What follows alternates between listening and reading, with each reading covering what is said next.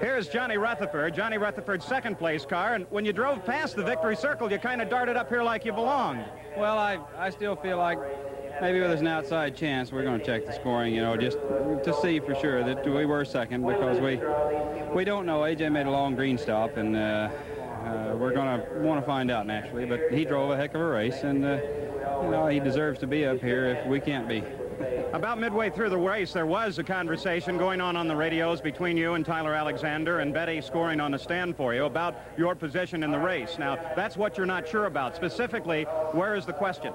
Well, we think that maybe AJ made a long green stop and one yellow stop, and we made all of ours on the yellow, you know. Anyway, listen to AJ. He drove a heck of a race, and like I say, if we can't be here, he deserves to be. Of course, it doesn't hurt at all for two Texans to be 1-2 at a Texas race, does it? No, it really doesn't. Johnny Rutherford, second place car, yet there is some question in his mind, and they'll have to resolve that. Well, as the matter stands, Foyt would win the 60th race of his career. It spans the time since 1960 to the present. His last win was at Mossport in 1977. Finishing in second place today, as we look at the USAC schedule, is Johnny Rutherford. Coming up is Milwaukee, and CBS will bring it to you complete. Following that is the California 500 at Ontario, California, and that event could give Al Unser the first Triple Crown in the history of the game. He's already won Pocono, and he's already won Indy. Then comes Trenton, and then it's on to England, where they'll be making 2 appearances for the first time over in the mother country, and then Phoenix, Arizona will wrap up the season, and you'll be seeing one of those English races as well as the Phoenix finale on CBS. A final look at the standings in today's United States Auto Club Championship event from the Texas World Speedway after this.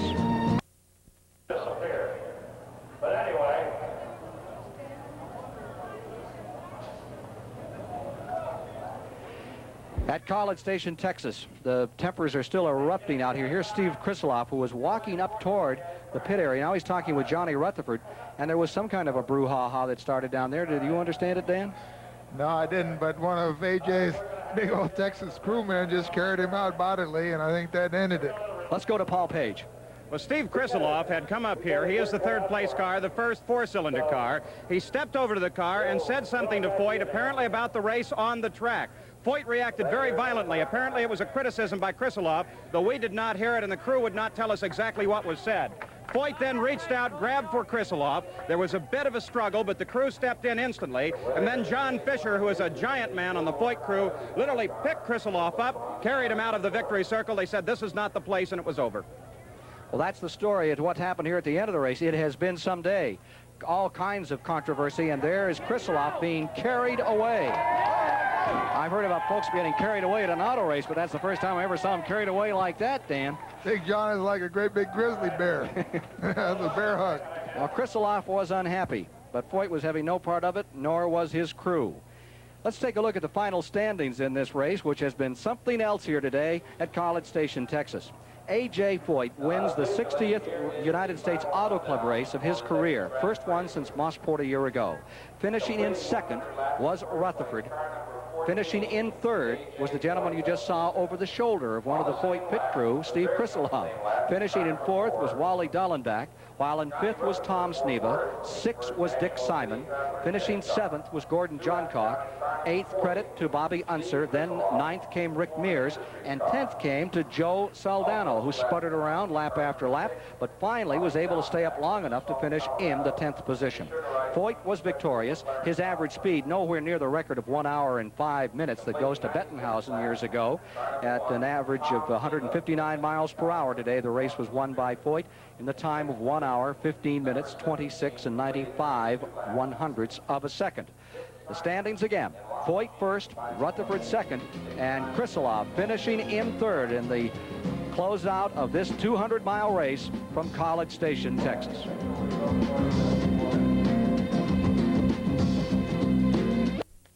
Car being taken back to the garage area here at College Station, Texas. Never a dull moment, that's for sure, today. And here's another report on that incident at the end of the event from Paul Page. Well, of course, Ken, A.J. Foyt made it back to the garage area, but not without controversy.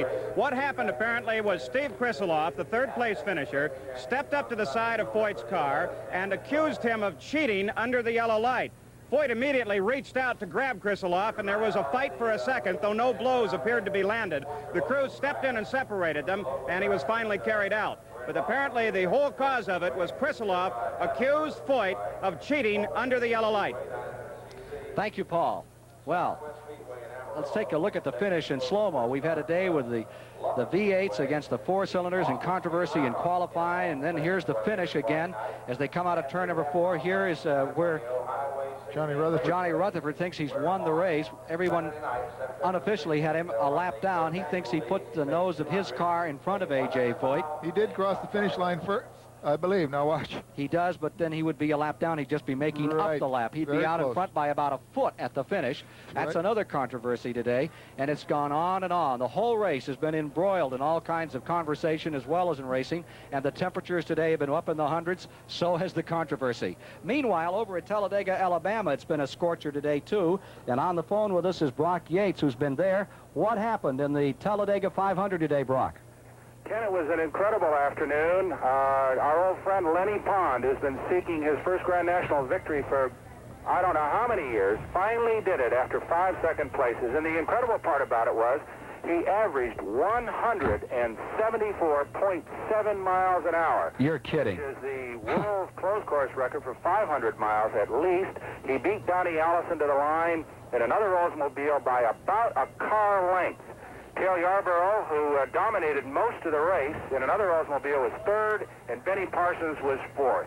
There were 67 lead changes, if you can imagine it, Ken, and our old friend Buddy Baker did one lap at, get this, 201 miles an hour around here. And for those old taxi cabs that they run in Grand National Racing, that's really standing on the gas.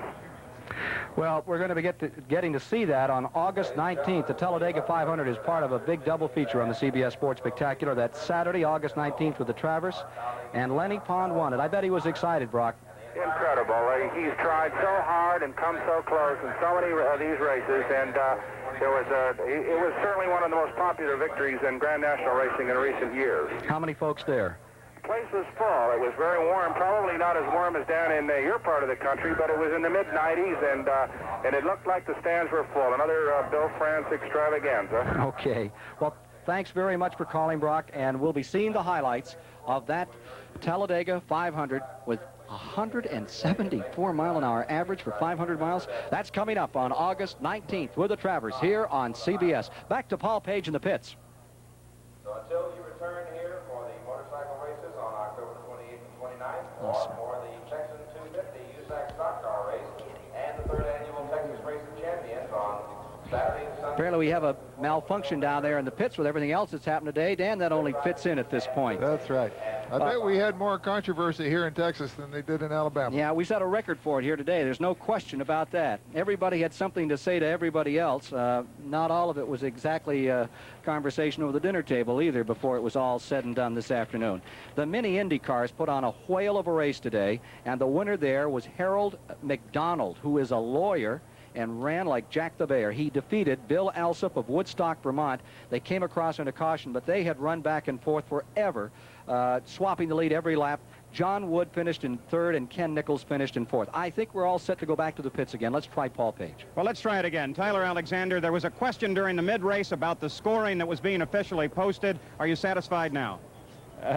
During the middle of one of these races, there's always a question about who's running where because of all the pit stops. And yes, there is still some question in our mind as to just where we finished due to the leader, A.J. Foyt, stopping on yellows and us stopping on greens, and him stopping on greens and us on yellows and things like that. So we're just going to look. I think, you know, there always is some confusion when there's a lot of pit stops. So at the moment we finished 2nd. We'll look at the score sheet with USAC later on and see if there's any discrepancies. But, you know, that's the way it goes. Tyler Alexander, Johnny Rutherford's crew chief. There's a question, but he's smiling while he says it. Thanks, Paul. Well, every day is an exciting one when it comes to championship car racing, but this one has been a day unto itself, Dan. Very unusual. Controversial weekend, that's all you can say. Where does it go from here? We're going to Milwaukee. What's going to happen? Well, it'll be 4 cylinders against 8, I'm sure, and I think the 4s will be a lot closer. You don't need to be much closer than Gordy is.